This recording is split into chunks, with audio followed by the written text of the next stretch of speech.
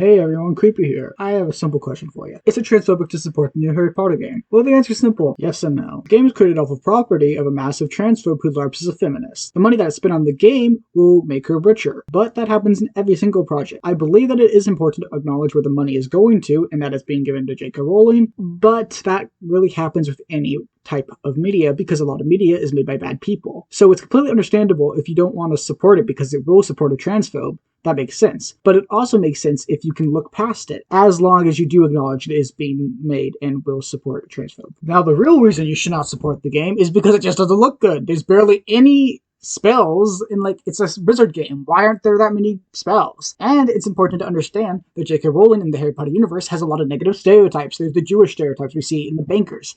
Really, there's a Star of David on the floor of the bank. How did you not see that as a bad thing? There's also Cho Chang, the only Asian character in the whole thing, and her name is Cho Chang. Not to mention, the only black person in the entire universe is Kingsley Shacklebolt. She literally thought of Martin Luther King Jr., one of the most famous African Americans of all time, and slavery to make his name. How is that not seen as problematic by some people? J.K. Rowling is kind of a moron, and I don't see why people would want to support her, so I personally will not buy the game. Not only it's because it looks bad, but because I would never want to spend money that would go to such a stupid and bad person. Now, do I believe that you are inherently transphobic if you buy this game? Obviously not. You could be a trans ally and buy this game. I just think it's important for people to acknowledge what they're doing by buying this game. You are supporting J.K. Rowling. It's as simple as that. It's the same thing with the Five Nights at Freddy's franchise. When you do buy that kind of stuff, it will support Scott Cawthon. And some of that money might be used for bad purposes. But that's what happens when you buy stuff in a capitalistic system. I can't wait for all the comments and response videos to people claiming to have actually watched this video where they will claim that I am saying that it is transphobic to buy this game when clearly I'm not saying that. I've seen other YouTubers deal with this where people will claim that they are saying that it is transphobic to buy the game when clearly that is not what they are saying. When it comes to the subject, people just don't want to have a nuanced discussion about how supporting this game will support a transphobe.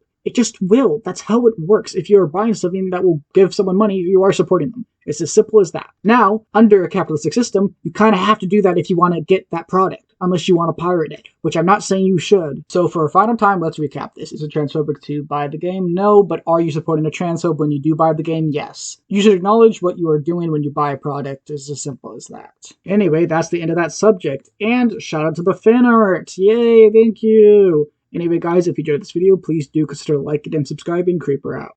Socialism is when the government does stuff. And it's more socialism the more stuff it does. And if it does a real lot of stuff, it's communism.